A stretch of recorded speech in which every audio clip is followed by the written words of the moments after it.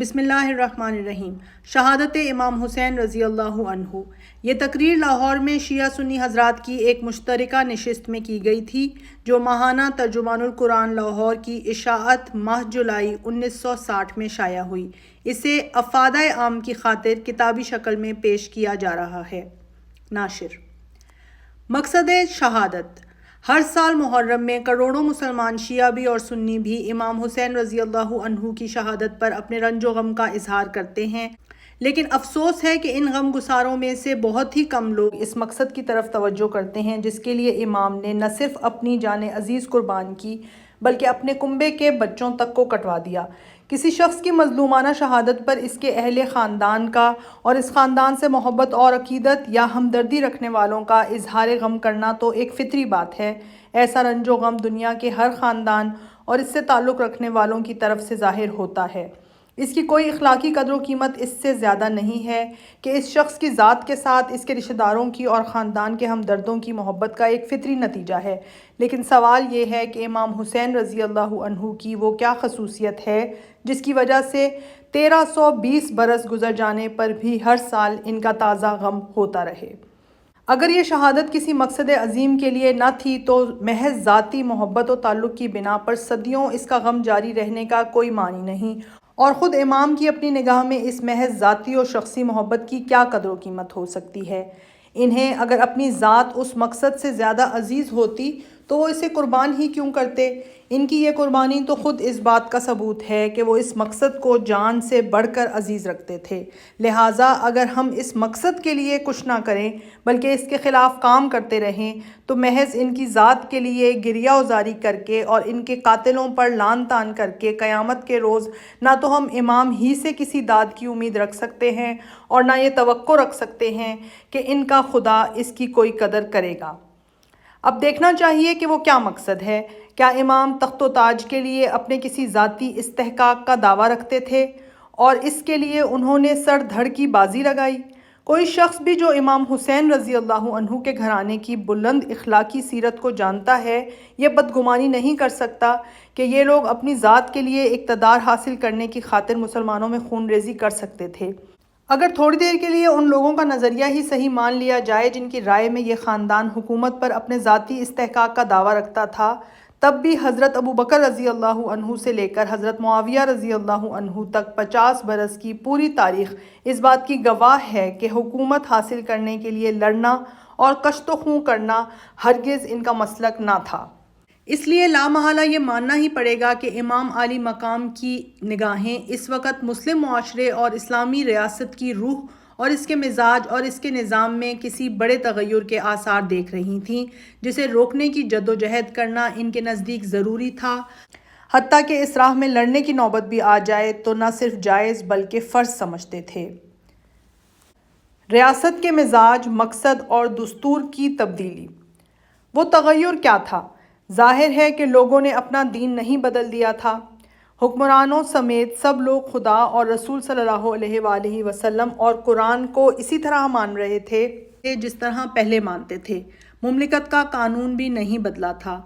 عدالتوں میں قرآن اور سنت ہی کے مطابق تمام معاملات کے فیصلے بنی امیہ کی حکومت میں بھی ہو رہے تھے، جس طرح ان کے برسر اقتدار آنے سے پہلے ہوا کرتے تھے۔ بلکہ قانون میں تغیر تو 19ویں صدی عیسوی سے پہلے دنیا کی مسلم حکومتوں میں سے کسی کے دور میں بھی نہیں ہوا۔ بعض لوگ یزید کے شخصی کردار کو بہت نمایاں کر کے پیش کرتے ہیں، جس سے یہ عام غلط فہمی پیدا ہو گئی ہے کہ وہ تغیر جسے روکنے کے لیے امام کھڑے ہوئے تھے بس یہ تھا کہ ایک برا آدمی برسر اقتدار آ گیا تھا۔ لیکن یزید کی سیرت و شخصیت کا جو برے سے برا تصور پیش کرنا ممکن ہے، اسے جوں کا توں مان لینے کے بعد بھی یہ بات قابل تسلیم نہیں ہے کہ اگر نظام صحیح بنیادوں پر قائم ہو تو محض ایک برے آدمی کا برسر اقتدار آ جانا کوئی ایسی بڑی بات ہو سکتی ہے جس پر امام حسین رضی اللہ عنہ جیسا دانا و زیرک اور علم شریعت میں گہری نظر رکھنے والا شخص بے صبر ہو جائے۔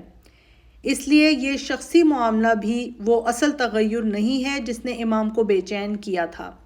تاریخ کے غیر مطالعے سے جو چیز واضح طور پر ہمارے سامنے آتی ہے وہ یہ ہے کہ یزید کی ولی عہدی اور پھر اس کی تخت نشینی سے دراصل جس خرابی کی ابتدا ہو رہی تھی وہ اسلامی ریاست کے دستور اور اس کے مزاج اور اس کے مقصد کی تبدیلی تھی۔ اس تبدیلی کے پورے نتائج اگرچہ اس وقت سامنے نہ آئے تھے، لیکن ایک صاحب نظر آدمی گاڑی کا رخ تبدیل ہوتے ہی یہ جان سکتا ہے کہ اب اس کا راستہ بدل رہا ہے اور جس راہ پر یہ مڑ رہی ہے وہ آخرکار اسے کہاں لے جائے گا۔ یہی رخ کی تبدیلی تھی جسے امام نے دیکھا اور گاڑی کو پھر سے صحیح پٹری پر ڈالنے کے لیے اپنی جان لڑا دینے کا فیصلہ کیا۔ نقطہ انحراف۔ اس چیز کو ٹھیک ٹھیک سمجھنے کے لیے ہمیں دیکھنا چاہیے کہ رسول اللہ صلی اللہ علیہ وآلہ وسلم اور خلفائے راشدین رضی اللہ عنہم کی سربراہی میں ریاست کا جو نظام 40 سال تک چلتا رہا تھا، اس کے دستور کی بنیادی خصوصیات کیا تھیں، اور یزید کی ولی عہدی سے مسلمانوں میں جس دوسرے نظام ریاست کا آغاز ہوا، اس کے اندر کیا خصوصیات دولت بنی امیہ و بنی عباس اور بعد کی بادشاہیوں میں ظاہر ہوئیں۔ اسی تقابل سے ہم یہ جان سکتے ہیں کہ یہ گاڑی پہلے کس لائن پر چل رہی تھی اور اس نقطہ انحراف پر پہنچ کر آگے وہ کس لائن پر چل پڑی، اور اسی تقابل سے ہم یہ سمجھ سکتے ہیں کہ جس شخص نے رسول اللہ صلی اللہ علیہ وآلہ وسلم اور سیدہ فاطمہ رضی اللہ عنہا اور حضرت علی رضی اللہ عنہ کی آغوش میں تربیت پائی تھی، اور جس نے صحابہ رضی اللہ عنہم کی بہترین سوسائٹی میں بچپن سے بڑھاپے تک منزلیں طے کی تھیں، وہ کیوں اس نقطہ انحراف کے سامنے آتے ہی گاڑی کو اس نئی لائن پر جانے سے روکنے کے لیے کھڑا ہو گیا، اور کیوں اس نے اس بات کی بھی پرواہ نہ کی کہ اس زوردار گاڑی کا رخ موڑنے کے لیے اس کے آگے کھڑے ہو جانے کا کیا نتیجہ ہو سکتا ہے۔ انسانی بادشاہی کا آغاز۔ اسلامی ریاست کی اولین خصوصیت یہ تھی کہ اس میں نہ صرف زبان ہی سے یہ نہیں کہا جاتا تھا بلکہ سچے دل سے یہ مانا بھی جاتا تھا اور عملی رویے سے اس عقیدہ و یقین کا پورا ثبوت بھی دیا جاتا تھا کہ ملک خدا کا ہے، باشندے خدا کی رعیت ہیں اور حکومت اس رعیت کے معاملے میں خدا کے سامنے جواب دہ ہے۔ حکومت اس رعیت کی مالک نہیں ہے اور رعیت اس کی غلام نہیں ہے۔ حکمرانوں کا کام سب سے پہلے اپنی گردن میں خدا کی بندگی اور غلامی کا کلاوہ ڈالنا ہے، پھر یہ ان کی ذمہ داری ہے کہ خدا کی رعیت پر اس کا قانون نافذ کریں۔ لیکن یزید کی ولی عہدی سے جس انسانی بادشاہی کا مسلمانوں میں آغاز ہوا، اس میں خدا کی بادشاہی کا تصور صرف زبانی اعتراف تک محدود رہ گیا۔ عملاً اس نے وہی نظریہ اختیار کر لیا جو ہمیشہ سے ہر انسانی بادشاہی کا رہا ہے، یعنی ملک بادشاہ اور شاہی خاندان کا ہے اور وہ رعیت کی جان، مال، آبرو، ہر چیز کا مالک ہے۔ خدا کا قانون ان بادشاہتوں میں نافذ ہوا بھی تو صرف عوام پر ہوا، بادشاہ اور اس کے خاندان اور امراء اور حکام زیادہ تر اس سے مستثنیٰ ہی رہے۔ امر بالمعروف و نہی عن المنکر کا تعطل۔ اسلامی ریاست کا مقصد خدا کی زمین میں ان نیکیوں کو قائم کرنا اور فروغ دینا ہے جو خدا کو محبوب ہیں، اور ان برائیوں کو دبانا اور مٹانا تھا جو خدا کو ناپسند ہے۔ مگر انسانی بادشاہت کا راستہ اختیار کرنے کے بعد حکومت کا مقصد فتح ممالک اور تسخیر خلائق اور تحصیل باج و خراج اور عیش دنیا کے سوا کچھ نہیں رہا۔ خدا کا کلمہ بلند کرنے کی خدمت بادشاہوں نے کم ہی کبھی انجام دی۔ ان کے ہاتھوں اور ان کے امراء اور حکام اور درباریوں کے ہاتھوں بھلائیاں کم اور برائیاں زیادہ پھیلیں۔ بھلائیوں کے فروغ اور برائیوں کی روک تھام اور اشاعت دین اور علوم اسلامی کی تحقیق و تدوین کے لیے جن اللہ کے بندوں نے کام کیا، انہیں حکومتوں سے مدد ملنی تو درکنار، اکثر وہ حکمرانوں کے غضب ہی میں گرفتار رہے اور اپنا کام وہ ان کی مزاحمتوں کے علی الرغم ہی کرتے رہے۔ ان کی کوششوں کے برعکس حکومتوں اور ان کے حکام اور متوسلین کی زندگیوں اور پالیسیوں کے اثرات مسلم معاشرے کو پہم اخلاقی زوال ہی کی طرف لے جاتے رہے۔ حد یہ ہے کہ ان لوگوں نے اپنے مفاد کی خاطر اسلام کی اشاعت میں رکاوٹیں ڈالنے سے بھی دریغ نہ کیا، جس کی بدترین مثال بنو امیہ کی حکومت میں نو مسلموں پر جزیہ لگانے کی صورت میں ظاہر ہوئی۔ اسلامی ریاست کی روح تقویٰ اور خدا ترسی اور پرہیزگاری کی روح تھی، جس کا سب سے بڑا مظہر خود ریاست کا سربراہ ہوتا تھا۔ حکومت کے عمال اور قاضی اور سپہ سالار سب اس روح سے سرشار ہوتے تھے اور پھر اسی روح سے وہ پورے معاشرے کو سرشار کرتے تھے۔ لیکن بادشاہی کی راہ پر پڑتے ہی مسلمانوں کی حکومتوں اور ان کے حکمرانوں نے کیسر و کسرہ سے رنگ ڈھنگ اور ٹھاٹ باٹ اختیار کر لیے۔ عدل کی جگہ ظلم و جور کا غلبہ ہوتا چلا گیا، پرہیزگاری کی جگہ فسق و فجور اور راگ رنگ اور عیش و عشرت کا دورہ شروع ہو گیا۔ حلال و حرام کی تمیز سے حکمرانوں کی سیرت و کردار خاری ہوتی چلی گئی۔ سیاست کا رشتہ اخلاق سے ٹوٹتا چلا گیا۔ خدا سے خود ڈرنے کے بجائے حکمران لوگ بندگان خدا کو اپنے آپ سے ڈرانے لگے، اور لوگوں کا ایمان و ضمیر بیدار کرنے کے بجائے انہیں اپنی بخششوں کے لالچ سے خریدنے لگے۔ اسلامی دستور کے بنیادی اصول۔ یہ تو تھا روح و مزاج، مقصد اور نظریے کا تغیر۔ ایسا ہی تغیر اسلامی دستور کے بنیادی اصول میں بھی رونما ہوا۔ اس دستور کے 7 اہم ترین اصول تھے جس میں سے ہر ایک کو بدل ڈالا گیا۔ نمبر 1، آزادانہ انتخاب۔ دستور اسلامی کا سنگ بنیاد یہ تھا کہ حکومت لوگوں کی آزادانہ رضامندی سے قائم ہو۔ کوئی شخص اپنی کوشش سے اقتدار حاصل نہ کرے بلکہ لوگ اپنے مشورے سے بہتر آدمی کو چن کر اقتدار اس کے سپرد کر دیں۔ بیعت اقتدار کا نتیجہ نہ ہو بلکہ اس کا سبب ہو۔ بیعت حاصل ہونے میں آدمی کسی کوشش یا سازش کا دخل نہ ہو۔ لوگ بیعت حاصل کرنے یا نہ کرنے کے معاملے میں پوری طرح آزاد ہوں۔ جب تک کسی شخص کو بیعت حاصل نہ ہو وہ برسر اقتدار نہ آئے، اور جب لوگوں کا اعتماد اس پر سے اٹھ جائے تو وہ اقتدار سے چمٹا نہ رہے۔ خلفائے راشدین میں سے ہر ایک اسی قاعدے کے مطابق برسر اقتدار آیا تھا۔ امیر معاویہ رضی اللہ عنہ کے معاملے میں پوزیشن مشتبہ ہو گئی، اس لیے صحابی ہونے کے باوجود ان کا شمار خلفائے راشدین میں نہیں کیا گیا، لیکن آخرکار یزید کی ولی عہدی وہ انقلابی کارروائی ثابت ہوئی جس نے اس قاعدے کو الٹ کر رکھ دیا۔ اس سے خاندانوں کی موروثی بادشاہتوں کا وہ سلسلہ شروع ہوا جس کے بعد سے آج تک پھر مسلمانوں کو انتخابی خلافت کی طرف پلٹنا نصیب نہ ہو سکا۔ اب لوگ مسلمانوں کے آزادانہ اور کھلے مشورے سے نہیں بلکہ طاقت سے برسر اقتدار آنے لگے۔ اب بیعت سے اقتدار حاصل ہونے کے بجائے اقتدار سے بیعت حاصل کی جانے لگی۔ اب بیعت کرنے یا نہ کرنے میں لوگ آزاد نہ رہے، اور بیعت کا حاصل ہونا اقتدار پر قائم رہنے کے لیے شرط نہ رہا۔ لوگوں کی اول تو یہ مجال نہ تھی کہ جس کے ہاتھ میں اقتدار تھا اس کی بیعت نہ کرتے، لیکن اگر وہ بیعت بھی نہ کرتے تو جس کے ہاتھ میں اقتدار آ گیا تھا وہ ہٹنے والا نہ تھا۔ اسی جبری بیعت کو کالعدم قرار دینے کا قصور جب منصور عباسی کے زمانے میں امام مالک رحمۃ اللہ علیہ سے سرزد ہوا تو ان کی پیٹھ پر کوڑے برسائے گئے اور ان کے ہاتھ شانوں سے اکھڑوا دیے گئے۔ نمبر 2، شورائی نظام۔ دوسرا اہم ترین قاعدہ اس دستور کا یہ تھا کہ حکومت مشورے سے کی جائے، اور مشورہ ان لوگوں سے کیا جائے جن کے علم، تقویٰ اور اصابت رائے پر عام لوگوں کو اعتماد ہو۔ خلفائے راشدین رضی اللہ عنہم کے عہد میں جو لوگ شورا کے رکن بنائے گئے، اگرچہ ان کو انتخاب عام کے ذریعے سے منتخب نہیں کرایا گیا تھا، جدید زمانے کے تصور کے لحاظ سے وہ نامزد کردہ لوگ ہی تھے، لیکن خلفاء نے یہ دیکھ کر ان کو مشیر نہیں بنایا تھا کہ یہ ہمارے ہاں میں ہاں ملانے اور ہمارے مفاد کی خدمت کے لیے موزوں ترین لوگ ہیں، بلکہ انہوں نے پورے خلوص اور بے غرضی کے ساتھ قوم کے بہترین عناصر کو چنا تھا جن سے وہ حق گوئی کے سوا کسی چیز کی توقع نہ رکھتے تھے، جن سے یہ امید تھی کہ وہ ہر معاملے میں اپنے علم و ضمیر کے مطابق بالکل صحیح ایماندارانہ رائے دیں گے، جن سے کوئی شخص بھی یہ اندیشہ نہ رکھتا تھا کہ وہ حکومت کو کسی غلط راہ پر جانے دیں گے۔ اگر اس وقت ملک میں آج کل کے طریقے کے مطابق انتخابات بھی ہوتے تو عام مسلمان انہی لوگوں کو اپنے اعتماد کا مستحق قرار دیتے، لیکن شاہی دور کا آغاز ہوتے ہی شورا کا یہ طریقہ بدل گیا۔ اب بادشاہ استبداد اور مطلق العنانی کے ساتھ حکومت کرنے لگے۔ اب شاہزادے اور خوشامدی اہل دربار اور صوبوں کے گورنر اور فوجوں کے سپہ سالار ان کی کونسل کے ممبر تھے۔ اب وہ لوگ ان کے مشیر تھے جن کے معاملے میں اگر قوم کی رائے لی جاتی تو اعتماد کے 1 ووٹ کے مقابلے میں لعنت کے 1000 ووٹ آتے، اور ان کے برعکس وہ حق شناس و حق گو اہل علم و تقویٰ جن پر قوم کو اعتماد تھا وہ بادشاہوں کی نگاہ میں کسی اعتماد کے مستحق نہ تھے بلکہ الٹے معتوب یا کم از کم مشتبہ تھے۔ نمبر 3، اظہار رائے کی آزادی۔ اس دستور کا تیسرا اصول یہ تھا کہ لوگوں کو اظہار رائے کی پوری آزادی ہو۔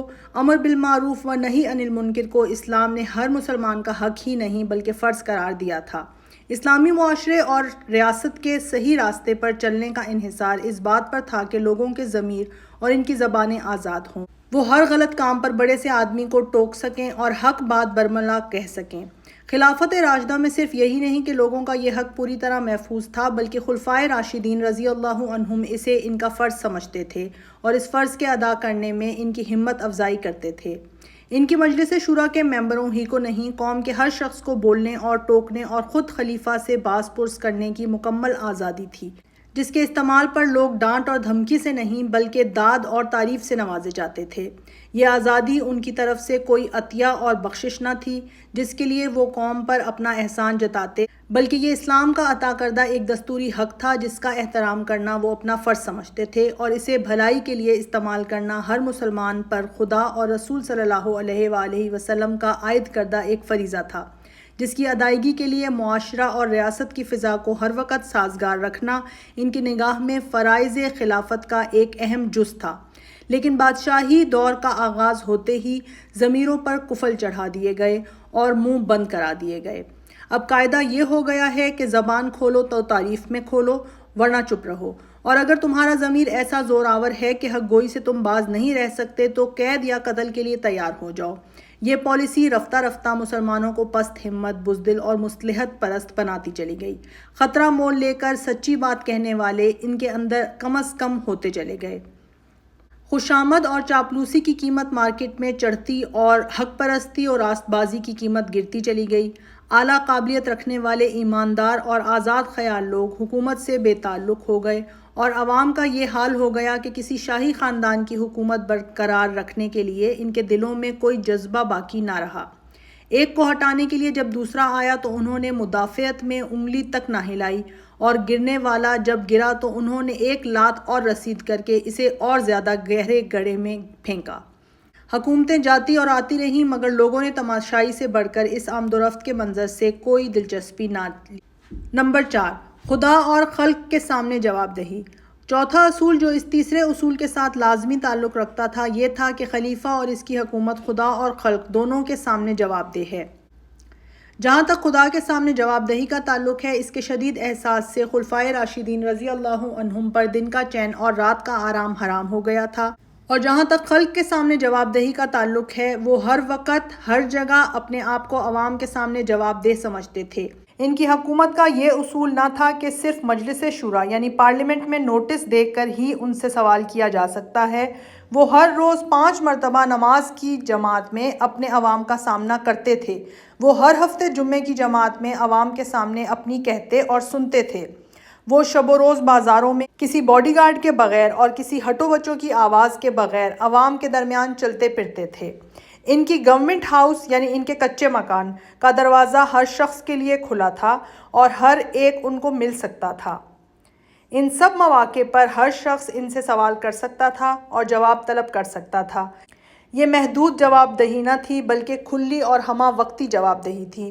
یہ نمائندوں کے واسطے سے نہ تھی بلکہ پوری قوم کے سامنے براہ راست تھی۔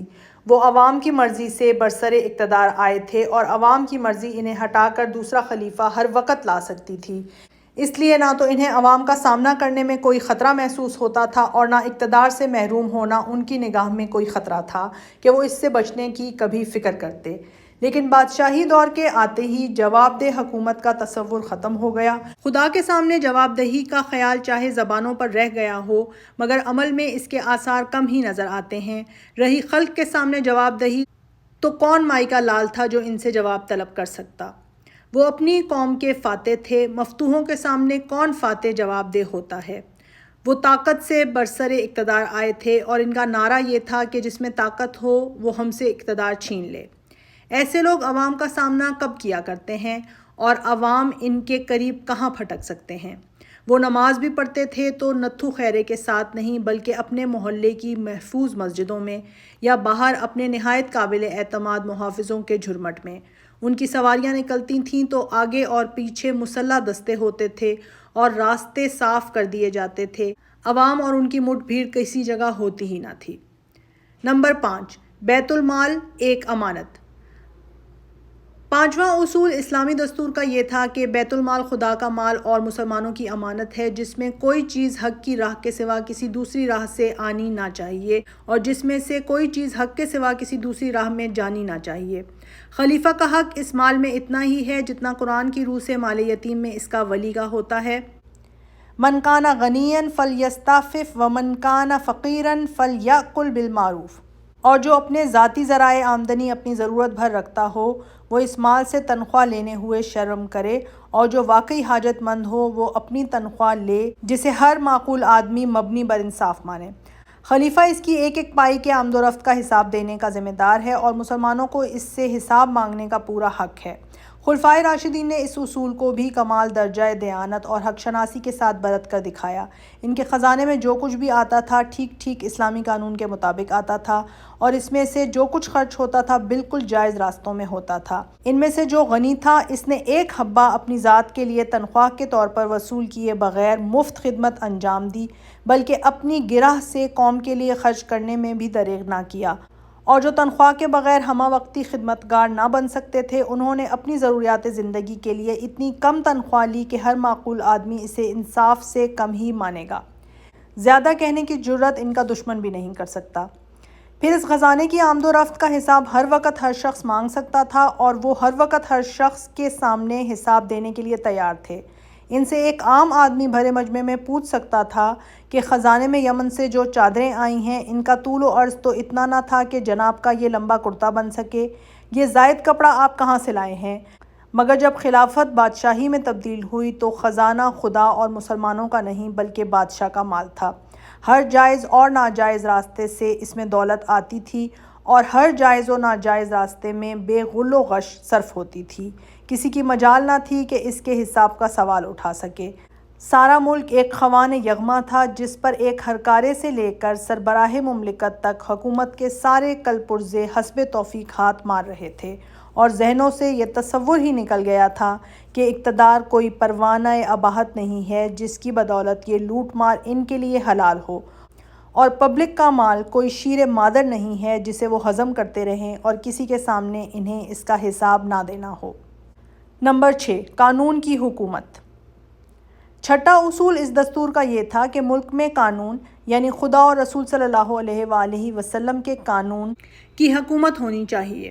کسی کا قانون سے بالاتر نہ ہونا چاہیے، کسی کو قانون کی حدود سے باہر جا کر کام کرنے کا حق نہ ہونا چاہیے، ایک عامی سے لے کر سربراہ مملکت تک سب کے لیے ایک ہی قانون ہونا چاہیے، اور سب پر اسے بے لاگ طریقے سے نافذ ہونا چاہیے، اور عدالتوں کو انصاف کرنے کے لیے ہر دباؤ سے بالکل آزاد ہونا چاہیے۔ خلفائے راشدین رضی اللہ عنہ نے اس اصول کی پیروی کا بھی بہترین نمونہ پیش کیا تھا۔ بادشاہوں سے بڑھ کر اقتدار رکھنے کے باوجود قانون الہی کی بندشوں میں جکڑے ہوئے تھے۔ نہ ان کی دوستی اور رشتہ داری قانون کی حد سے نکل کر کسی کو کچھ نفع پہنچا سکتی تھی، اور نہ ان کی ناراضی کسی کو قانون کے خلاف کوئی نقصان پہنچا سکتی تھی۔ کوئی ان کے اپنے حق پر بھی دستدرازی کرتا تو وہ ایک عام آدمی کی طرح عدالت کا دروازہ کھٹکھٹاتے تھے، اور کسی کو ان کے خلاف شکایت ہوتی تو وہ استغاثہ کر کے انہیں عدالت میں کھینچ لا سکتا تھا۔ اسی طرح انہوں نے اپنی حکومت کے گورنروں اور سپہ سالاروں کو بھی قانون کی گرفت میں کس رکھا تھا۔ کسی کی مجال نہ تھی کہ عدالت کے کام میں کسی قاضی پر اثر انداز ہونے کا خیال بھی کرتا۔ کسی کا یہ مرتبہ نہ تھا کہ قانون کی حد سے قدم باہر نکال کر مواخذہ سے بچ جاتا، لیکن خلافت سے بادشاہی کی طرف انتقال واقع ہوتے ہی اس قاعدے کے بھی چیتھڑے اڑ گئے۔ اب بادشاہ اور شہزادے اور امراء اور حکام اور سپہ سالار ہی نہیں، شاہی محلات کے منہ چڑھے لونڈی غلام تک قانون سے بالاتر ہو گئے۔ لوگوں کی گردنیں اور پیٹھیں اور مال اور آبروئیں سب ان کے لیے مباح ہو گئیں۔ انصاف کے دو معیار بن گئے، ایک کمزور کے لیے اور دوسرا طاقتور کے لیے۔ مقدمات میں عدالتوں پر دباؤ ڈالے جانے لگے اور بے لاگ انصاف کرنے والے قاضیوں کی شامت آنے لگی، حتیٰ کہ خدا ترس فقہا نے عدالت کی کرسی پر بیٹھنے کی بجائے کوڑے کھانا اور قید ہونا زیادہ قابل ترجیح سمجھا، تاکہ وہ ظلم و جور کے اعلی کار بن کر خدا کے عذاب کے مستحق نہ بنے۔ نمبر 7، حقوق اور مراتب کے لحاظ سے کامل مساوات۔ مسلمانوں میں حقوق اور مراتب کے لحاظ سے کامل مساوات اسلامی دستور کا 7واں اصول تھا، جسے ابتدائی اسلامی ریاست میں پوری قوت کے ساتھ قائم کیا گیا تھا۔ مسلمانوں کے درمیان نسل، وطن، زبان وغیرہ کا کوئی امتیاز نہ تھا۔ قبیلے اور خاندان اور حسب و نسب کے لحاظ سے کسی کو کسی پر فضیلت نہ تھی۔ خدا اور رسول کے ماننے والے سب لوگوں کے حقوق یکساں تھے اور سب کی حیثیت برابر تھی۔ ایک کو دوسرے پر ترجیح اگر تھی تو سیرت و اخلاق اور اہلیت و صلاحیت اور خدمات کے لحاظ سے تھی، لیکن خلافت کی جگہ جب بادشاہی نظام آیا تو عصبیت کے شیاطین ہر گوشے سے سر اٹھانے لگے۔ شاہی خاندان اور ان کے حامی خانوادوں کا مرتبہ سب سے بلند و برتر ہو گیا۔ ان کے قبیلوں کو دوسرے قبیلوں پر ترجیحی حقوق حاصل ہو گئے۔ عربی اور عجمی کے تعصبات جاگ اٹھے اور خود عربوں میں قبیلے اور قبیلے کے درمیان کشمکش پیدا ہو گئی۔ ملت اسلامیہ کو اس چیز نے جو نقصان پہنچایا اس پر تاریخ کے اوراق گواہ ہیں۔ امام حسین رضی اللہ عنہ کا مومنانہ کردار۔ یہ تھے وہ تغیرات جو اسلامی خلافت کو خاندانی بادشاہت میں تبدیل کرنے سے رونما ہوئے۔ کوئی شخص اس تاریخی حقیقت کا انکار نہیں کر سکتا کہ یزید کی ولی عہدی ان تغیرات کا نقطۂ آغاز تھی، اور اس بات سے بھی انکار ممکن نہیں ہے کہ اس نقطے سے چل کر تھوڑی مدت کے اندر ہی بادشاہی نظام میں وہ سب خرابیاں رونما ہو گئیں جو اوپر بیان کی گئی ہیں۔ جس وقت یہ انقلابی قدم اٹھایا گیا تھا، اس وقت یہ خرابیاں اگرچہ بتمام و کمال سامنے نہ آئی تھیں، مگر ہر صاحب بصیرت آدمی جان سکتا تھا کہ اس اقدام کے لازمی نتائج یہی کچھ ہیں، اور اس سے ان اصلاحات پر پانی پھر جانے والا ہے جو اسلام نے سیاست و ریاست کے نظام میں کی ہیں۔ اس لیے امام حسین رضی اللہ عنہ اس پر صبر نہ کر سکے، اور انہوں نے فیصلہ کیا کہ جو بدتر سے بدتر نتائج بھی انہیں ایک مضبوط جماعی صورت کے خلاف اٹھنے میں بھگتنا پڑے، ان کا خطرہ مول لے کر بھی انہیں اس انقلاب کو روکنے کی کوشش کرنی چاہیے۔ اس کوشش کا جو انجام ہوا وہ سب کے سامنے ہے، مگر امام نے اس عظیم خطرے میں کود کر اور مردانہ وار اس کے نتائج کو انگیز کر کے جو بات ثابت کی وہ یہ تھی کہ اسلامی ریاست کی بنیادی خصوصیات امت مسلمہ کا وہ بیش قیمت سرمایہ ہیں جسے بچانے کے لیے ایک مومن اپنے سر بھی دے دے اور اپنے بال بچوں کو بھی کٹوا بیٹھے تو اس مقصد کے مقابلے میں یہ کوئی مہنگا سودا نہیں ہے۔ اور ان خصوصیات کے مقابلے میں وہ دوسرے تغیرات جنہیں اوپر نمبر وار گنایا گیا ہے، دین اور ملت کے لیے وہ آفت عظمیٰ ہیں جسے روکنے کے لیے ایک مومن کو اگر اپنا سب کچھ قربان کر دینا پڑے تو اس میں دریغ نہ کرنا چاہیے۔ کسی کا جی چاہے تو اسے حقارت کے ساتھ ایک سیاسی کام کہہ لے، مگر حسین رضی اللہ عنہ ابن علی رضی اللہ عنہ کی نگاہ میں تو یہ سراسر ایک دینی کام تھا، اس لیے انہوں نے اس کام میں جان دینے کو شہادت سمجھ کر جان دی۔